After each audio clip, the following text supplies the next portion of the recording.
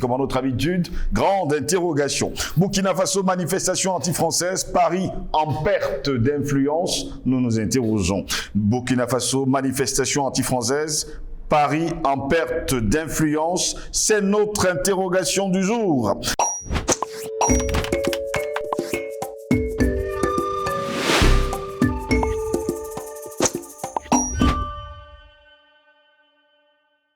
Mesdames, Messieurs, bonjour. Très heureux de vous retrouver sur Panafricaniste TV, la chaîne de télévision des panafricanistes. C'est votre chaîne de télévision qui nous apporte le meilleur de l'information sur un plateau d'or. Car, comme j'aime le dire, la nourriture de l'esprit, c'est l'information. Quand cette information manque, on parle de constipation mentale. Par conséquent, on s'accroche aux rumeurs, un langage ordurier, quartiésard et bien d'autres choses qu'on ne saurait citer ici.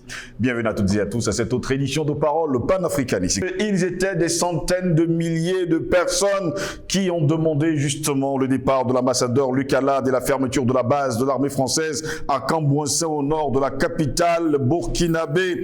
Ils étaient donc plusieurs centaines de milliers de manifestants à Ouagadougou vendredi 20 janvier contre la présence française et ont notamment réclamé le départ de Luc Alade qui persiste avec la dernière énergie. Il ne veut pas quitter le Burkina Faso comme si c'était sa patrie. L'ambassadeur de France au Burkina Faso, eh bien, à l'appel du collectif des leaders panafricains, le CLP, qui regroupe des organisations favorables au capitaine Ibrahim Traoré au pouvoir depuis le mois de septembre dernier. Les manifestants se sont rassemblés sur la place de la Nation en plein centre de Ouagadougou. Ils ont demandé le départ de l'ambassadeur de France et la fermeture de la base de l'armée française à Cambouensin en périphérie nord de la capitale où sont stationnés 400 membres des forces spéciales françaises. Nous sommes là pour exprimer notre soutien total et indéfectible au président Ibrahim Traoré, aux forces de défense et de sécurité engagées dans la lutte contre le terrorisme et dans la quête de la souveraineté totale de notre pays, a d'ailleurs déclaré un manifestant. Les manifestants, majoritairement vêtus de blanc, portaient des pancartes sur lesquelles on pouvait lire « Armée française, dégage de chez nous »,« France, dégage » ou encore « Dehors les diplomates pyromanes ». Des posters géants des présidents maliens Assimi Goïta et guinéens Mamadi Doumbouya arrivés au pouvoir comme le capitaine Traoré, bien sûr, faisait également partie, on va le dire comme ça, de cette manifestation. On n'oubliera pas également des pancartes et des photos du président russe Vladimir Poutine qui étaient également brandis par les manifestants ou soigneusement dressés sur un podium au milieu des drapeaux burkinabés, un drapeau russe pour demander justement l'appel et surtout le secours, on va le dire ainsi, de l'armée russe. Voilà pourquoi nous nous interrogeons également cet après-midi, Burkina Faso, manifestation anti-française, Paris en perte d'influence. C'est notre interrogation. Pour répondre à nos questions, nous sommes avec Jonathan Batengene. Il est enseignant à l'université de Douala. Il est justement sociologue là-bas et il est notre invité ce matin. Jonathan Batengene, bonjour. Bienvenue à vous. Bonjour mon frère Goss, bonjour aux milliards de téléspectateurs. C'est toujours un plaisir que d'être là. Et je sais que le combat prend encore une nouvelle dimension. Nous sommes là pour un sujet dont nous avons traité la semaine dernière déjà. Je crois que les pistes de solutions qui avaient été évoquées sont mises en application. Disons merci à tous ces combattants, ces vaillants combattants qui rendent concret ce combat. Merci à vous également d'avoir pris de votre temps encore ce matin. Nous sommes déjà à 12h39 au moment où nous démarrons justement cette édition de Parole panafricaniste, un lundi 23 janvier de l'an de grâce 2023. Nous parlons justement de ces manifestations anti-françaises du côté du Burkina Faso. C'était ce vendredi 20 janvier de l'an de grâce 2023, ils étaient des centaines de milliers de Burkinabés en centre-ville et demandent le départ de Luc Alade, ambassadeur de France au Burkina Faso, le départ des forces militaires françaises.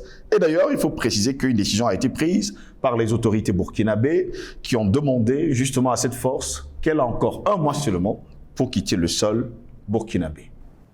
Mon frère Goss, ma joie est immense. Parce que la semaine dernière, nous parlions de nous abordions ce sujet et nous avions dans l'analyse estimé que la demande populaire précéderait la demande diplomatique, institutionnelle de l'État burkinabé. Et c'est ce qui se passe.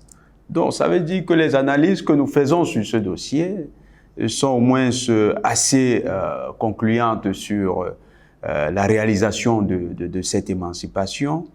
Et les pistes de réflexion qui sont proposées, elles sont certainement écoutées par les décideurs. Nous nous sentons encore davantage galvanisés, et c'est avec beaucoup d'humilité que nous prenons tout ça. C'est votre plateau surtout, mon frère Ngos. Beaucoup de gens ne comprennent pas. Je le fais parce qu'il faut d'abord saluer. Oui. Beaucoup de gens ne comprennent pas que pour faire une télé, une web télé, on n'a pas besoin forcément de gros moyens, on n'a pas forcément d'avoir un budget pharaonique et d'avoir des équipes à n'en plus finir.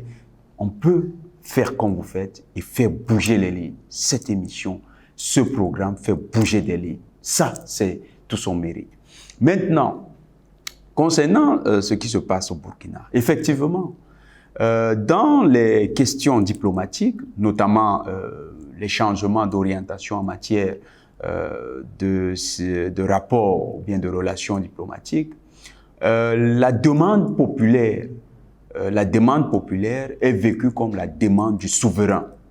C'est dire que le peuple qui incarne la souveraineté, le peuple qui est le véritable souverain du Burkina Faso, quand il s'est retrouvé, quand vous êtes par centaines de milliers, on parle de près d'1 million qui étaient dans les rues de Ouagadougou, il faut dire que c'est carrément toute la population de Ouagadougou qui était dehors. Et on nous a signalé que dans d'autres villes, il y avait des relais qui étaient dans la même configuration.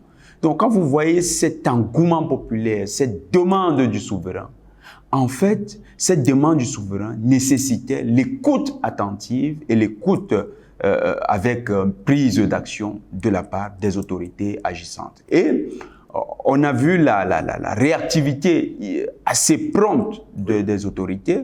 C'est une note diplomatique qui a été adressée à l'ambassadeur de France pour demander le départ pur et simple de l'opération Sabre avec les soldats des forces spéciales de Cambouensin. Ils étaient 400, ils sont aujourd'hui 700. De bonnes sources d'informations, ils sont 700. Donc ils vont devoir quitter le territoire du Burkina Faso. Et il y a bien plus que ça. C'est que la demande précise le timing. On lui a dit non. D'ici 1 mois, il n'est pas question d'avoir ce qu'on a vu, le forcing qu'on a vu au niveau du Mali, où les gens nous disaient que pour débarrasser quelques conteneurs, il fallait prendre 6 mois. Oui. Donc là, on leur dit, vous avez 1 mois pour partir. Déjà que c'est pas compliqué sur ce que vous avez là-bas. Vous transportez ça, vous avez des hélicoptères, vous transportez ce matériel, vous ramenez ça là où c'est bon vous chante. Donc, c'est une action qui s'inscrit dans un bon timing et c'est une très bonne décision de la part des autorités de Ouagadougou. Revenons sur cette marche qui a eu lieu justement vendredi dernier en plein cœur de la capitale burkinabé, Ouagadougou. Est-ce la perte de l'influence de la France sur le sol africain? La France a perdu toute influence en Afrique. Aujourd'hui, la France, c'est quoi? La France, c'est plus que l'ombre d'elle-même. Quand je dis l'ombre d'elle-même, c'est qu'elle n'a jamais été véritablement un pays qui était porteur d'espoir. Elle s'est imposée en Afrique comme la bienfaitrice. Elle a imposé une image faite de relations publiques parce que il y avait beaucoup de marketing politique et de diplomatie d'influence derrière.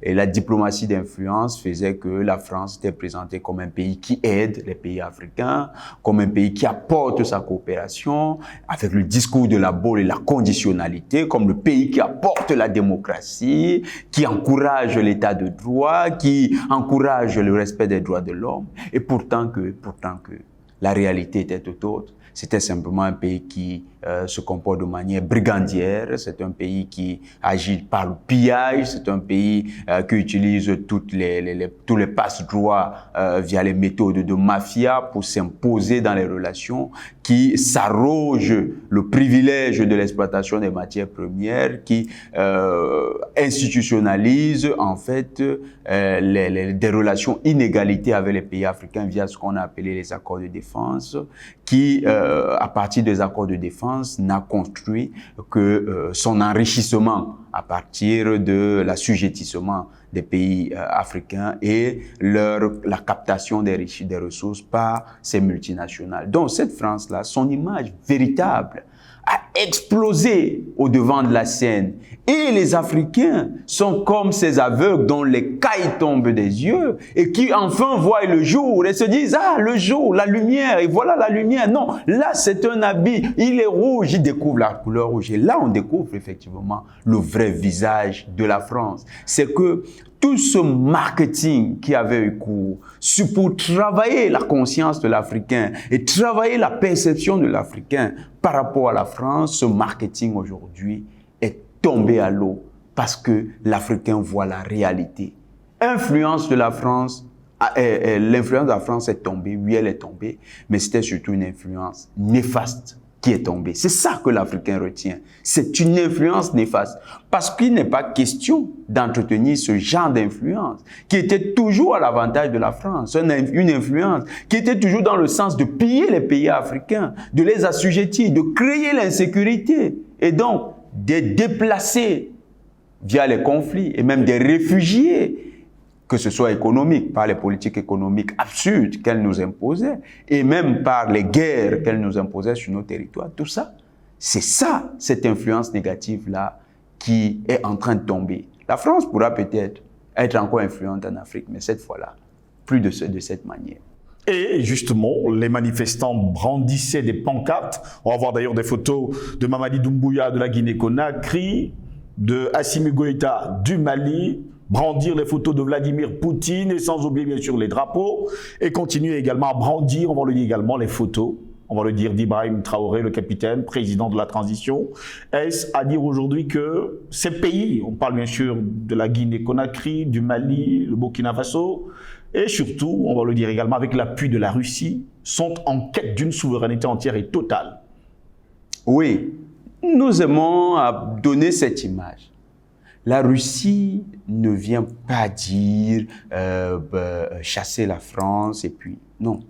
La Russie s'est rendue compte d'une chose, c'est qu'elle était menacée de colonisation. Vous savez, la Russie, c'est en 1861, c'était un pays qui était en pleine colonisation, qui était sous le joug d'une colonisation économique européenne. Il faut noter que les Belges, les capitaux belges, les capitaux français, les capitaux anglais contrôlaient la quasi-totalité de l'industrie russe via les grandes banques russes, jusqu'à la chute en 1917 de la monarchie, de l'Empire. Donc, la Russie qui a vécu cet épisode a su se refaire avec les bolcheviks. Et cette Russie qui s'est refaite s'est construite comme une puissance industrielle souveraine. Avec la chute du mur de Berlin en 1989 et puis les accords avec les États-Unis qui prévoyaient que les États-Unis ne progresseraient pas avec l'OTAN plus à l'est jusqu'aux frontières de la Russie a adopté des politiques néolibérales. Et ces politiques néolibérales ont encore permis un retour de la colonisation économique. Quand Vladimir Poutine prend le pouvoir, il arrête ce processus. C'est pour ça que vous allez voir qu'il y a une obsession occidentale contre ceux qu'ils appellent les oligarques russes. Parce que Vladimir Poutine fabrique sa classe économique. Fabrique en fait ces capitalistes ou bien ces patrons d'entreprise qui vont eux aussi porter le capital russe et contrer la pénétration extérieure. Vladimir Poutine, donc, dans ce combat pour la souveraineté, se rend compte d'une chose, c'est qu'il y a plusieurs pays dans le monde qui défendent aussi leur souveraineté. D'autres le font bien, d'autres le font à leur manière. Et puis, un jour, les États-Unis décident comme ça, quand vous défendez votre souveraineté, de venir vous recoloniser de manière brutale, barbare par la guerre. C'est le cas, par exemple, de l'Irak. On dit que Saddam Hussein soutient les terroristes de par le monde. Donc, et puis, c'est un dictateur dangereux. On crée une guerre bizarre en Irak, 2003. Et lui-même sera pendu. Voilà. Et il ne respecte même pas les droits de l'homme.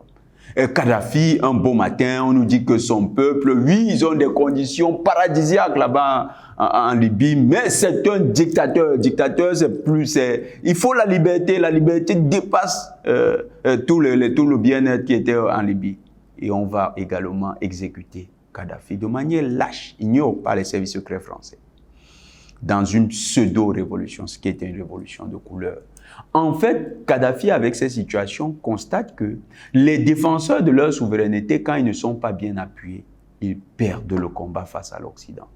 Et puisque la Russie, c'est un des chantres du souverainisme, de la défense de sa souveraineté, la Russie se met aux côtés de tous les peuples qui défendent leur souveraineté. C'est d'ailleurs pourquoi nous parlons d'une convergence de perception, une convergence de stratégie entre les Russes et les Africains indépendantistes que nous sommes, les Africains progressistes, les Africains souverainistes. Nous pensons que nos États doivent appartenir au peuple africain, que c'est le peuple africain qui doit tenir les politiques publiques de manière souveraine, c'est le peuple africain qui doit être la cible et le moyen de toutes les politiques qui sont engagées sur son territoire. Et ce peuple-là a tous les éléments qui concourent à ce que cela se réalise aujourd'hui.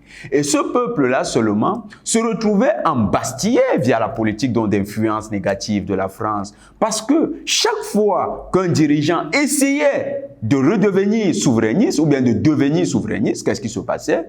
Il était exécuté ou bien encore, il était menacé par les instances internationales. On disait que son pays, par exemple, est une dictature féroce. D'ailleurs, vous voyez ce qu'ils font de tous les portraits que vous avez cités. Le jeune et digne président Ibrahim Traoré, il l'appelle patron d'une junte, chef de la junte. Assimi Goïta, patron d'une junte. Doumbouya, patron d'une junte. Vous voyez que c'est carrément le même narratif. Ceux-là, c'est les patrons du junte. Mais le petit Déby Kaka, lui, il n'est pas patron d'une junte. Hein. On ne parle pas de lui comme ça. On dit le président du Tchad. Donc, vous voyez ces perceptions-là qu'ils construisent, qui sont négatives. À situation égale, ils ont des perceptions, c'est une perception sélective. Ils disent celui-là est le mauvais, celui-là est le bon. Et ça renvoie à ce que George Bush, en 2001, avait tracé comme l'axe du bien et l'axe du mal. Donc, les pays qui manifestent leur volonté souverainiste peuvent bénéficier, parce que Vladimir Poutine a décidé de cela, que désormais la Russie se tiendra aux côtés de tous les pays qui défendront leur souveraineté, parce que ce monde ne peut pas appartenir à ceux-là qui veulent à tout prix casser la souveraineté. Et ceux-là, ils ont un nom, c'est les mondialistes. La France n'est qu'un des satellites de ce mondialisme. Et dans le cadre de cette manifestation, effectivement, quand vous voyez brandir les portraits, ce n'est pas seulement une manière de dire voilà les hommes que les hommes que nous aimons, c'est aussi de dire voilà les hommes qui posent les actes, qui montrent qu'ils veulent en fait restaurer la souveraineté de leur pays. Et quand ils brandissent le drapeau de la Russie, c'est pas pour dire c'est la Russie qui nous envoie dans la Russie, c'est une manière de dire nous avons besoin d'un pays qui a fait ses preuves en matière de défense et de restauration de la souveraineté des autres pays. Que ce pays nous apporte aussi de l'aide. C'est un appel de la part des Africains. C'est un appel de la part du peuple burkinabé, mais c'est un appel d'un peuple souverain. Jusqu'à preuve de contraire, la France ne veut pas partir. Et si elle ne veut pas partir, certains Africains pensent qu'elle sortira par la petite porte avec beaucoup de honte. Vous, qu'est-ce que vous en pensez? La France n'a pas honte. Donc elle n'a pas honte, elle n'a jamais eu honte? Elle n'a pas honte. Mon frère, je crois que si vous étiez président de la France, vous avez honte de temps en temps. Mais si vous étiez président de la France, je suis sûr que vous auriez déjà démissionné avec tout ce qui se passe là.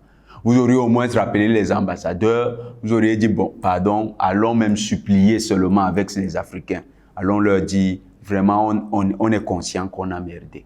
On est conscient que ce qu'on fait n'est pas bien. Maintenant, changeons. Mais vous voyez tout ce qu'ils font. Le matin, c'est Macron qui sort, il dit ils sont stipendiés par la Russie. Le lendemain, c'est Colonna qui vient et dit c'est l'influence russe qui aujourd'hui justifie ces comportements d'Africains. Et à quel moment ils disent que les Africains ont envie de leur liberté, de leur souveraineté? Donc pour eux, les Africains ne réfléchissent pas. Ceux-là, comment ils vont faire pour réfléchir? C'est des broussards dans leur tête. Alors, pourquoi ils auraient honte des broussards qui sont en plus leur propriété? Vous allez voir les médias français qui titrent « La France va perdre le Burkina ». La France a eu le Burkina là où? C'était écrit où? Ça se passe même comment d'écrire un pareil titre « La France perd le Burkina ». Le Burkina, c'est quoi? C'est une mallette que la France a achetée au marché. C'est quoi le Burkina? Dans la conception même du journaliste qui titre ici. Vous voyez un peu? C'est ça. C'est ça la France. Ils n'ont pas honte. Si un homme peut écrire ça, la France perd le Burkina. Monsieur Ngo, ça renseigne sur la psychologie de l'homme. Ils considèrent que le Burkina, c'est leur propriété. Ils considèrent que le Mali, c'est leur propriété. Ils considèrent que la RCA, c'est leur propriété. Que le Cameroun, c'est leur propriété. Que la Côte d'Ivoire, c'est leur propriété. Mais des gens raisonnent comme ça. On ne peut pas attendre qu'ils aient honte. Ils n'ont pas honte. Parce qu'à l'intérieur, il y a un inconscient collectif qui a été travaillé. Cet inconscient collectif, c'est de mettre dans la conscience de tous les Français qu'ils sont propriétaires de territoires en dehors du leur. Et ces territoires, pour eux, c'est les territoires africains. Et quand nous disons territoire, c'est à la fois les territoires avec les hommes et les ressources naturelles qui sont sur ces territoires. Aujourd'hui, quand ils se battent, vous voyez qu'ils se battent comme un homme qui se bat pour sa survie. Mais c'est comme si la France avait été attaquée sur son territoire ou bien sur son sol. Mais comment la France peut parler de l'or du Mali? Ça vient d'où? Le Mali peut-il un jour parler qu'est-ce qu'il y a de bon? De Roland Garros, de la façon dont le Roland Garros se déroule en France, en disant que non, vraiment, nous aurions préféré que le Roland... Qu'est-ce que le Mali a à foutre du Roland Garros de la France? Le Roland Garros, ça c'est une ressource de la France. La France gère son Roland Garros comme elle veut. La France peut gérer sa tour Eiffel. Si elle veut même détruire la tour Eiffel, elle jette, elle plie tout le fer, elle font ça, elle fabrique des chars pour les Ukrainiens. Mais les Maliens n'auront rien à foutre. Par contre, les Français, dès qu'on parle de l'or du Mali, ils font comme si c'est leur or qu'on était en train d'exploiter. Vous voyez un peu, ces gens-là, vous attendez la honte d'eux? Non, on ne peut pas avoir honte. C'est des gens qui sont profondément à la fois racistes et impérialistes. Finalement, les Africains, alors les pays africains, ne doivent-ils pas réclamer leur souveraineté parce que la France est là? Les pays africains n'ont que foutre de la manière dont les impérialistes raisonnent. Si les impérialistes pensent à leurs intérêts, nous les Africains, nous devons simplement rester dans notre logique. C'est deux couloirs différents. Alors, si ça s'affronte, c'est une bonne chose. Mais nous devons rester fermes dans notre demande de souveraineté. Ne pas tenir compte des sirènes qu'ils déclenchent à leur niveau, des lamentations de l'impérialisme, des lamentations de l'ex-colon. Il ne faut pas tenir compte de ça. Leurs jérémiades, leurs pleurs ne peuvent pas nous rendre plus sensibles que maintenant. Notre souffrance nous a déjà beaucoup fragilisés. Nous étions présentés comme les plus vulnérables de la terre, alors que nous étions sur des tas de richesses. Aujourd'hui, nous voulons exploiter ces richesses. C'est ça le sens de cette souveraineté. Nous voulons aussi que nos jeunes générations soient dans la sécurité matérielle et dans l'assurance que leur devenir sera possible. Et ça, c'est ce que nous sommes en train de construire. Donc, on n'a qu'à foutre la manière dont la France va percevoir notre lutte de libération. Tout ce que nous lui disons, c'est de respecter notre souveraineté. Et si on leur dit de quitter, quitter tout simplement. Merci à vous, Jonathan Batengele, d'avoir été des nôtres cet après-midi. C'est un plaisir, mon frère Ngos, et je crois que le combat se poursuit. Nous avons d'autres chiens à fouetter, notamment, bientôt, c'est le Niger. Et comme le disait un Français, Alfred de Vigny, pour les Français ce matin, je leur dis également, gémir, pleurer, crier est également lâche. Au plaisir de vous retrouver très prochainement. Bonne journée à toutes et à tous.